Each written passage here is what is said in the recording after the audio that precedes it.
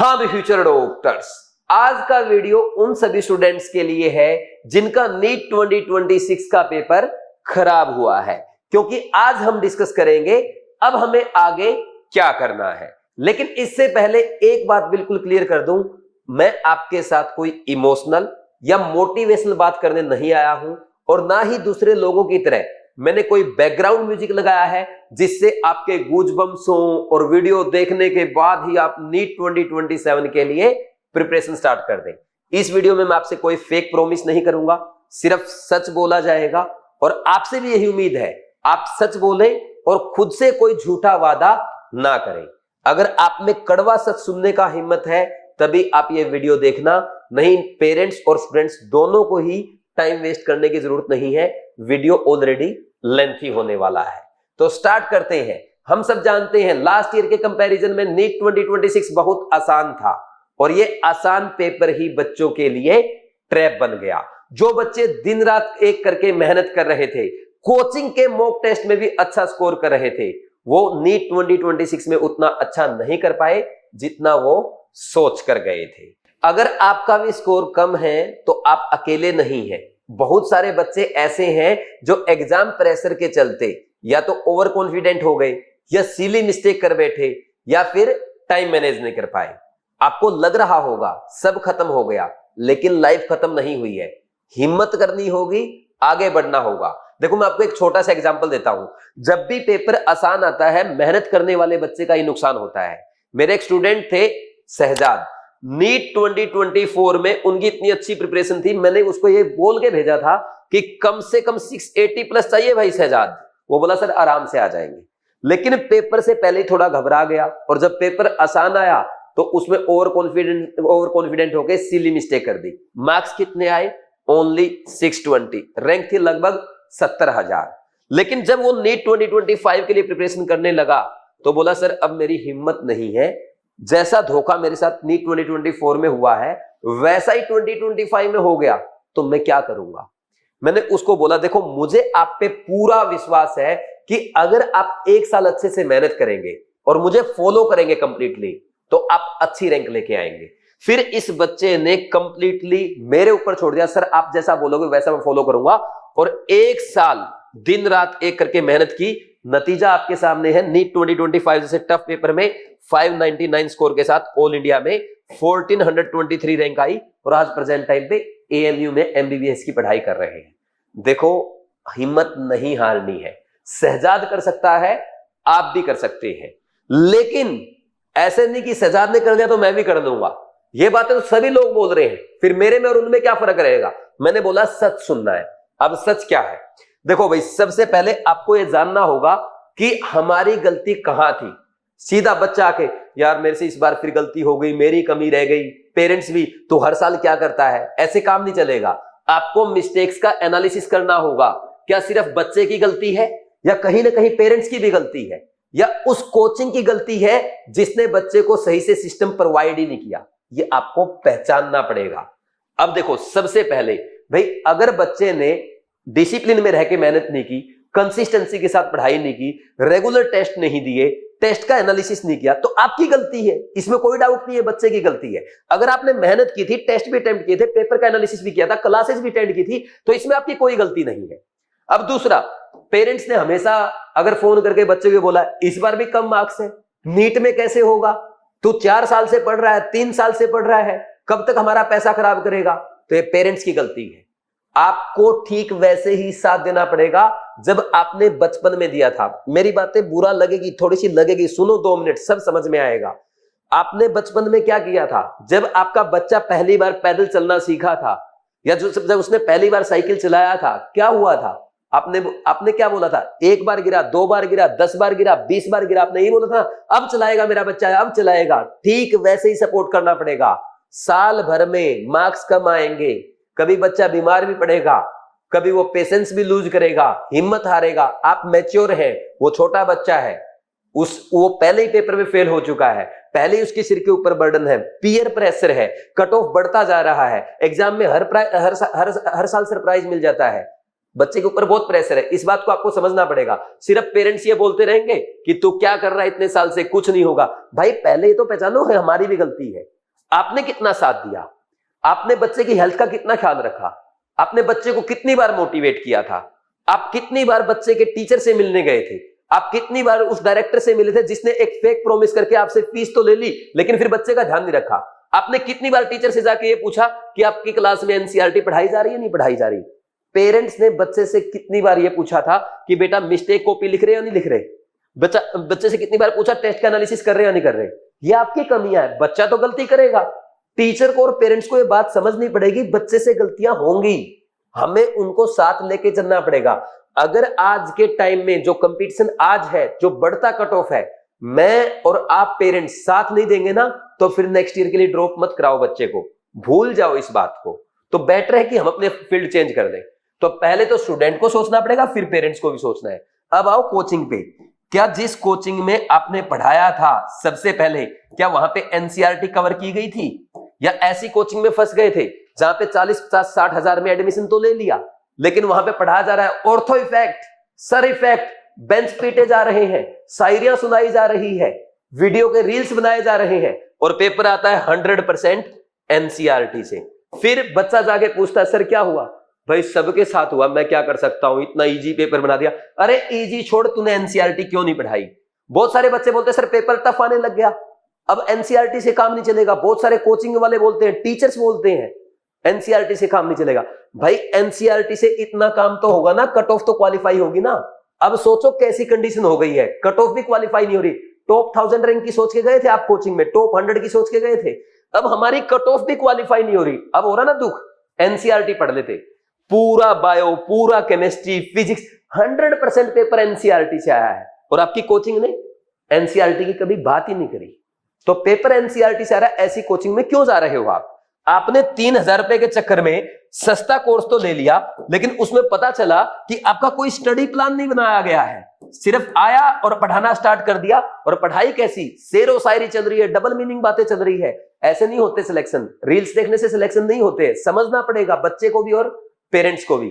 क्या आपकी कोचिंग में एक एक बच्चे की पर्सनल मेंटरशिप की गई थी, एक बच्चे को बैठ के ये बताया गया था भाई आपकी जो कैपेसिटी है वो अलग है। कोई बच्चा हो सकता है लॉन्ग टाइम तक स्टडी कर सकता है, कोई इंटेलिजेंट हो सकता है, ठीक, कोई नाइट में पढ़ सकता है, कोई डे में पढ़ सकता है। क्या आपका अलग से टाइम टेबल बनाया गया था? क्या आपको बुला के ये बताया गया था कि टेस्ट में कम मार्क्स आपके इस वजह से आ रहे हैं कि आपकी कैलकुलेशन में कमी है, आपके कॉन्सेप्ट में कमी है, आप सीली मिस्टेक कर देते हैं, आप एनसीईआरटी नहीं पढ़ रहे हैं? कभी किसी ने बताया? क्या कभी किसी ने आपका टेस्ट एनालिसिस कराया? कभी किसी ने आपको यह सिखाया कि टेस्ट कैसे अटेम्प्ट करते हैं, पेपर को 3 राउंड में करते हैं जो बच्चे नीट एग्जाम क्रैक करते हैं? कभी किसी ने बताया था ये? क्या कभी आपको यह बताया गया कि अलग से मिस्टेक कॉपी बनानी होती है? क्या कभी किसी ने सिखाया था कि डेली आपको कम से कम 3 मिस्टेक लिखनी पड़ेगी, जब आपकी मिस्टेक पे कमांड होगी तभी आपके मार्क्स आएंगे? ऐसी हजारों बातें मैं आपको बता दूंगा, मेरी वीडियोस देख लेना। एक बच्चे का एग्जाम क्रैक कराने के लिए सिर्फ एनसीईआरटी पढ़ना, क्लास अटेंड करना, सिर्फ टेस्ट प्रैक्टिस करना, एनालिसिस करना ये काफी नहीं है। बच्चे की साइकोलॉजिकल ट्रेनिंग करनी पड़ती है कि पेपर अगर टफ आया तो कैसा टेम्परामेंट होना चाहिए आपका, अगर पेपर इजी आया तो ओवर कॉन्फिडेंट नहीं होना है। आप पेपर में 3 घंटे बैठ के प्रिपरेशन करते हो, आपने एंट्री कितने बजे ली थी एग्जाम हॉल में? 12 बजे एंट्री ले गए आप, 12 से 5 तक बैठे हो। क्या 5 घंटे बैठने के लिए आप साइकोलॉजिकली ट्रेंड थे? कभी किसी कोचिंग ने नहीं बताया। आपको साइकोलॉजिकली रेडी होना पड़ेगा, आपको मैच्योरिटी दिखानी पड़ेगी और वो प्लानिंग के साथ आएगी, एक अच्छे मेंटर की गाइडेंस में आएगी। जब आप प्रॉपर किसी एक आदमी को फॉलो करेंगे तब आएगी। मैं ये नहीं बोल रहा कि आप मुझे ही फॉलो करो, आप किसी को भी फॉलो करो। एक आदमी ऐसा पकड़ लो जो आपको ऑनेस्टली गाइड करे आपको अपने ड्रीम तक पहुंचाने के लिए। और ये करते रहना, सस्ती कोचिंग है ना, रील्स वाली कोचिंग, एनसीईआरटी पे फोकस नहीं कर रहे हैं, टेस्ट लॉलीपॉप आ रहा है, बच्चे उसमें 700 ला रहे हैं, क्या मतलब उस टेस्ट का? आउट ऑफ एनसीईआरटी पढ़ा रहे हैं, पूरा बायो एनसीईआरटी, पूरा केमिस्ट्री एनसीईआरटी, फिजिक्स पूरा basic concept NCERT, direct graph आए हैं फिजिक्स की एनसीईआरटी से। क्या पढ़ रहे हो भाई आप? ये समझना पड़ेगा। हो सकता है थोड़ा सा मैं गुस्से में ज्यादा बोल दूं लेकिन सच यही है।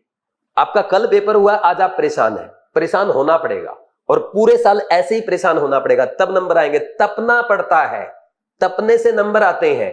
मीठी बातें करने से, रील देखने से नंबर नहीं आते। जिस टाइम आप रील देख रहे होते हो, आपने 2 रील देख लिए। एक बात बता दूं, किसी भी कोचिंग में पढ़ रहे हो, 22 लाख बच्चा पेपर में बैठता है, 22 लाख में से हर टाइम 2 लाख बच्चा ऐसा है जो आपसे ज्यादा अच्छे से और ज्यादा फोकस के साथ पढ़ रहा है। आपने 2 रील देखी ना, तो कोई बच्चा 2 लाख बच्चे ऐसे हैं जो उस टाइम पे 2 मिस्टेक रिवाइज कर गए। क्या आपने इन चीजों का नोटिस किया है? क्या कभी आपने सिखाया रील कितनी खतरनाक है? तो ये चीजें समझनी पड़ेगी, समझो आज ही। मैं क्लियर बता देता हूं, देखो बिल्कुल क्लियर है भाई। अभी जिन बच्चों के 600 से नीचे नंबर आ रहे हैं उनका तो कुछ होना नहीं है, इस बार कहीं कुछ भी नहीं मिलेगा। गवर्नमेंट मेडिकल कॉलेज भूल जाओ, ठीक, इसमें कोई वो सोचने वाली बात नहीं है। कट ऑफ बहुत हाई जाएगा। और 630 प्लस जिनके हैं वो थोड़ा सा ये मान सकते हैं कि हमें गवर्नमेंट मेडिकल कॉलेज में एडमिशन मिल जाएगा। अब सर ये क्या करेंगे ये वाले बच्चे? यही तो वो बफर जोन है जहां ड्रॉपर बच्चा इकट्ठा होता है। अब इसमें डिपेंड करेगा भाई बच्चे कितना स्कोर कर रहे हैं।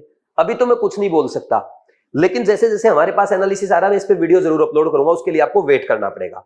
बट ये जरूर है कि अगर आपको आगे बढ़ना है, आज ही डिसाइड करो बैठ के, बच्चे भी साथ बैठे, पेरेंट्स भी साथ बैठे, कि अब हम आगे क्या करें। भाई आगे के आपके 2 रास्ते निकलेंगे। पहला रास्ता तो ये है कि हमें नीट का रास्ता छोड़ना है, हमें नहीं करना नीट, बहुत हो गया, 2 3 4 5 6 7 ड्रॉप हो गए, अब हम नहीं कर रहे, तो उसको छोड़ दो अगर नहीं करना तो। अच्छा एक बात बोल दूं, डिसीजन स्ट्रॉन्ग लेना है। नो डिसीजन इज राइट और wrong, take a strong one. क्योंकि डिसीजन जितना स्ट्रॉन्ग होगा लाइफ में आप उतना आगे बढ़ेंगे। ये भी डिसीजन बहुत अच्छा है कि हमें नहीं करना नीट, आप आईएएस बन जाओ यार, आप बीएससी कर लो, एमएससी कर लो, मेरी तरह टीचर बन जाओ, किसी कोचिंग में पढ़ा लेना, अपना खुद का कोचिंग इंस्टीट्यूट बना लेना, आप किसी और फील्ड में चले जाओ, बी फार्मा में चले जाओ, बायोटेक्नोलॉजी में चले जाओ, बायोमेडिकल में चले जाओ, बहुत अच्छा अच्छा स्कोप है। इसमें मैंने एक वीडियो भी बना रखी है पहले। तो ये क्या है नीट ओनली। पहले सोचो डॉक्टर बनना या नहीं बनना। और डॉक्टर बनना ना, एक बात जान लो, पहले ही बता देता हूं, आपको नेक्स्ट पेपर में फिर सरप्राइज मिलेगा। क्लियर होने की कोई गारंटी नहीं है, इस दुख के लिए सबसे पहले तैयार होना पड़ेगा। और फिर इसके बाद ना एमबीबीएस, इसमें नीट से ज्यादा टफ पढ़ाई है, 4.5 साल लगेंगे। फिर 1 साल की इंटर्नशिप होगी, 5.5 साल। उसके बाद नीट पीजी होगा, वहां पे ज्यादा टफ कंपटीशन है, वहां पे ज्यादा घपले होते हैं। देखा ना आपने पीछे क्या हुआ था, ठीक। फिर वो 3 साल की आप एमडी करेंगे, तब जाकर के आप डॉक्टर बनेंगे। और अगर आपको बड़ा बनना है तो आपको 2 साल की सुपर स्पेशलिटी करनी पड़ेगी, उसके लिए अलग से एग्जाम क्वालिफाई करना।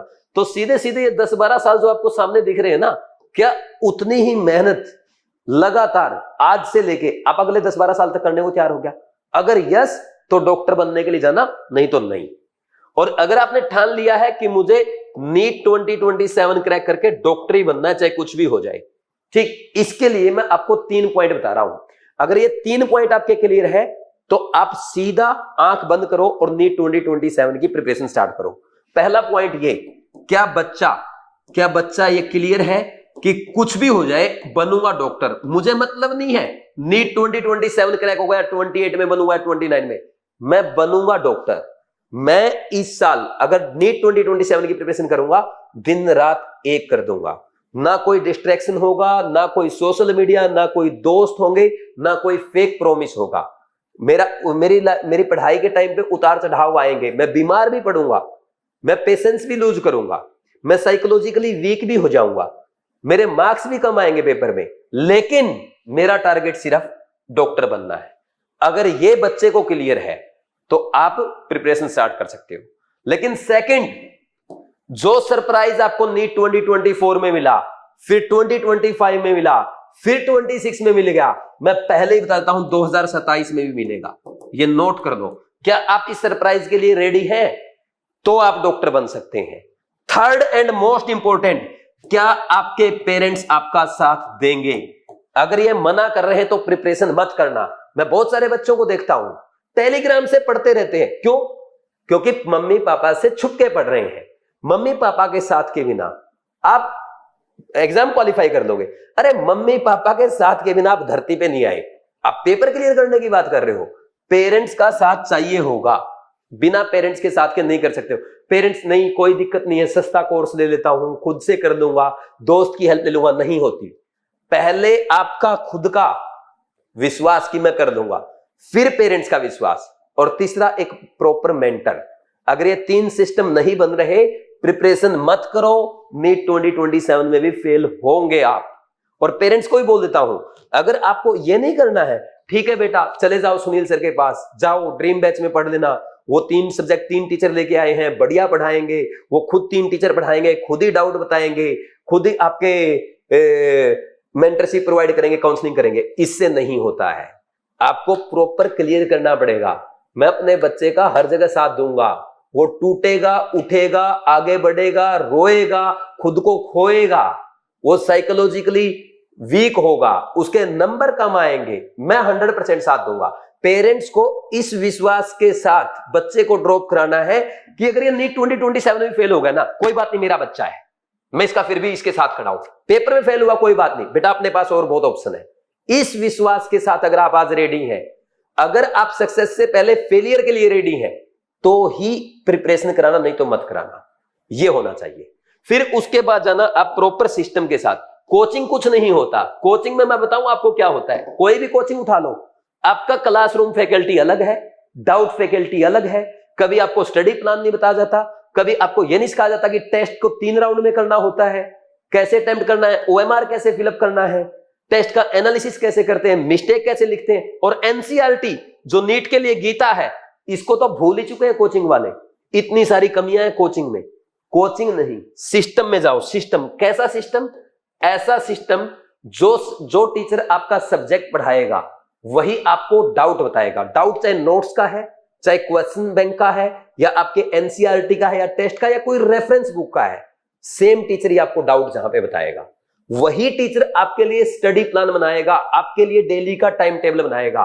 वो टीचर आपका क्लास में होमवर्क चेक कराएगा, वो आपकी मिस्टेक नोटबुक तैयार कराएगा, वो आपकी कैलकुलेशन स्पीड बढ़वाएगा, वो आपको प्रॉपर मेंटरशिप प्रोवाइड करेगा, वो रेगुलर मंथ में 2 बार 3 बार आपकी एसटीएम करेगा, पीटीएम करेगा, पेरेंट्स को बुला के बात करेगा, पूरा प्रॉपर आपको एनालिसिस प्रोवाइड करेगा। वहां जाना।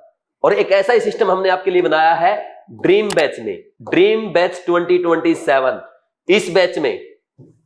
इस बैच में हम आपको 3 टीचर 3 सब्जेक्ट पढ़ाएंगे। बायोलॉजी आपको डॉक्टर शिवाली मैम पढ़ाएंगे।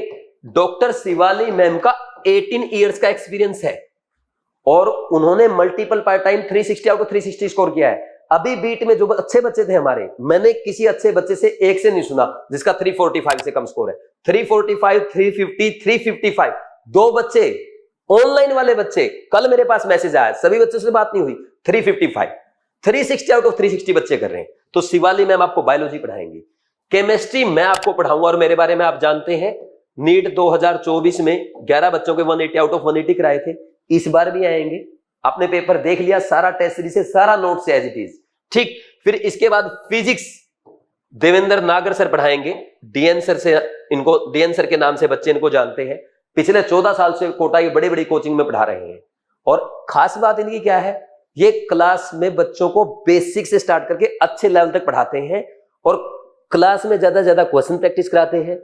नेक्स्ट क्लास से पहले लास्ट क्लास का होमवर्क चेक करते हैं और हमेशा पेरेंट्स के टच में रहते हैं। और यही कारण है डीएन सर से पढ़ने वाले बच्चे AIR 43, AIR 50 जैसे टॉप रैंक के साथ एम्स दिल्ली जैसे ड्रीम मेडिकल कॉलेज में एडमिशन पा चुके हैं।